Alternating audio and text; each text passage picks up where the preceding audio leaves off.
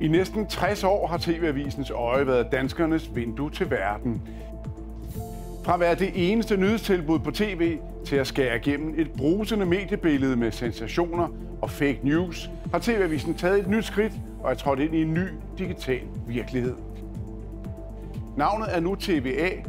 Det har det været før, og med et omfattende redesign af den visuelle identitet er DR's nyheder på tv og nettet rykket helt tæt sammen. For at sikre, at brugerne altid er opdateret med både de seneste og mest relevante nyheder, kombineres velkendte formater fra tv med elementer fra den digitale verden som notifikationer og widgets.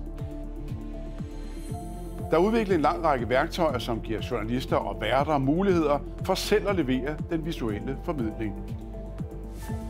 Den visuelle identitet er udviklet med fokus på skalerbarhed og spændvidde. Designet er robust og bevæger sig. Der er stort og småt, og når de helt store begivenheder sker, er designet gearet til at understøtte det. Med redesignet af TVA tager DR formidlingen af nyheder ind i en ny epoke, og den visuelle identitet sikrer, at brugerne altid får en relevant og troværdig nyhedsdækning.